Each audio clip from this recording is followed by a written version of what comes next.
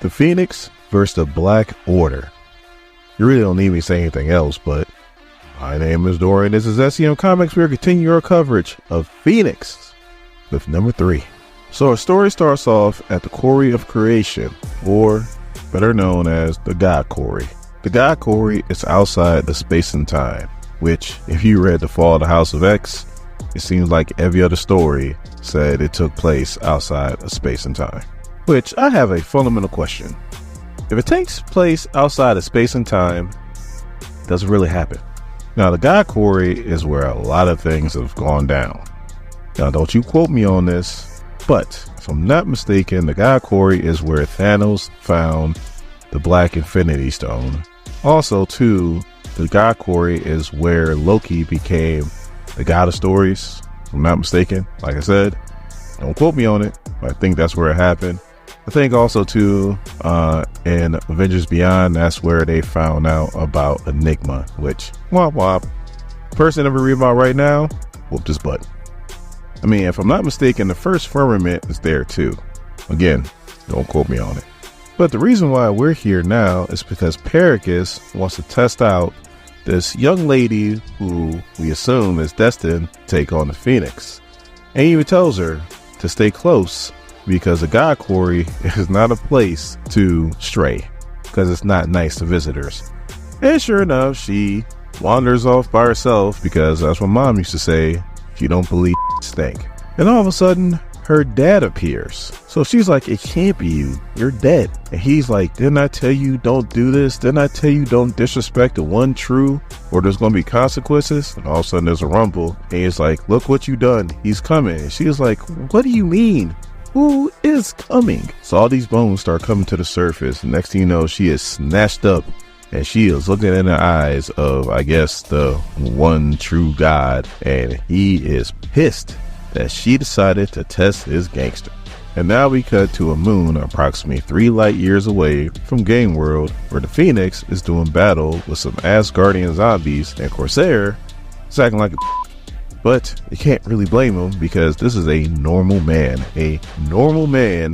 trying to deal with Asgardian zombies, not just zombies, but Asgardian zombies. So he's like, hey, you think you could do the whole wish thing for me, please? So she does. She takes out a few zombies around them, and then she puts like a protective bubble around them. And then she's asking CORSAIR, like, what's the lowdown with these zombies? And he's like, I have no idea. I'm just as surprised as you are. So she's like, all right, well, I'll find out, but I need you to protect my physical body. And he's like, protect your physical body? Gene, what are you doing? And before he could say another word, she grabs one of them and dives into his mind. And sure enough, she happens to grab the leader, and he recognizes her, and he's like, please use your powers and release me. So now we cut back to the God Quarry, where Adani, even though she's been snatched up by this god, is still defiant as hell. I mean, she's calling this dude a fake god, like a ghost, and it's pretty crazy. And he even says, he's like, you're pretty young to have this much disdain inside of you. Like, I don't understand. And he's like, you know what? I'll just do a deep dive. And he looks at her past, present, and future, and he seems like he's even more confused. He goes, there is hurt, anger, loss, and love in you. Like, you can go in all kinds of different directions, but you got to ask yourself, who are you?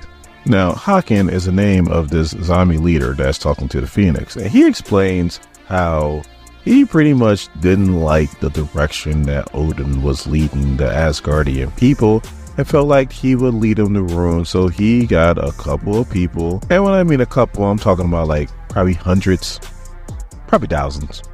We'll go with thousands. And he created a rebellion. Odin beat them, killed them, turned them into zombies, and now this is their fate.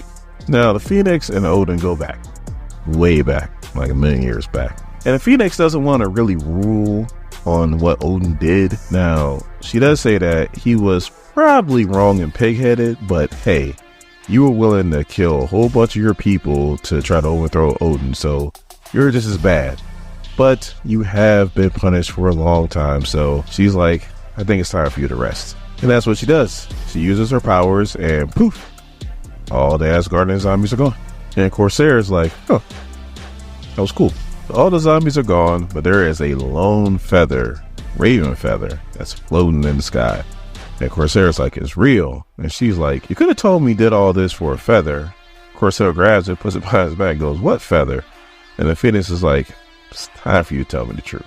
So CORSAIR comes clean. He's like, look, I learned about this map that led to this moon where Odin banished his men who tried to kill him. And he found out that one of the men, before he got banished, plucked a feather from Odin's favorite raven. And CORSAIR's like, do you have any idea how much that feather's worth? But then he says, Genie, I'm being completely honest, I did not know that they were all zombies. But then approximate midnight goes, the Black Order awaits, unless you got something better to do. And then Jean turns around and goes, Approxima, shut up. And she comes over and knocks Approxima Midnight all the way to Timbuktu. And considering they're nowhere near Earth, that is pretty far. And then she turns around and does the same thing to Black Dwarf. Like, this is barely a fight. So Ebony Maw's like, enough. The business of the Black Order was never your concern, Phoenix. You should have stayed on Earth, where Jean Grey belongs. And she goes, listen to what I am about to tell you very closely, Ebony Maw. The next time Thanos wants something in my cosmos, he shouldn't send the B team. As she knocks the hell out of him too. She goes, tell Thanos to face me himself, and I don't need an army. And they're like, we'll see about that, Phoenix. We'll see, as they dip out. So she pretty much whooped up on the whole Black Order and barely broke a sweat. So CORSAIR thanks to Phoenix for helping them out, and Phoenix is like, you really want to help? Get these people that the Black Order kidnapped back to safety while she used their ship. He goes, yeah, I did all this and I didn't even get the feather. She goes, check your pocket. And sure enough, there's a feather. So now we go back to the god Quarry, and Peric is like, did the Quarry pass his judgment? And she goes, no, the Quarry didn't make a judgment on my soul. I did. And he goes, that's what I'm talking about. Real power comes from within. And he's like, let me introduce you to some people that also understand that real power comes from within. And it's the Black Order. And the Mad Titan Thanos, he's coming. But before he comes, the Phoenix is going to have to deal with Gorr, the God Butcher. Now, if she one-shots Gorr like she one-shot the Black Order, I am going to be pissed. Now, if you want to support the channel, you heard me say the phrase, BAMF, now it smells like farts.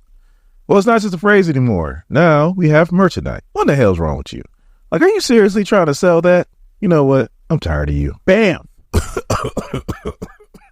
Why would you do that? Good Lord. Whew. That is comic book accurate. That's what you get, you big-headed son of a... BAM! It's not even my universe. Why would you do that? Jesus, Mary, and Joseph. Kirby's so proud of you right now. Purchase your BAMF, now smells like farts, merchandise today. Links in the description. BAM! Whew! That does stink.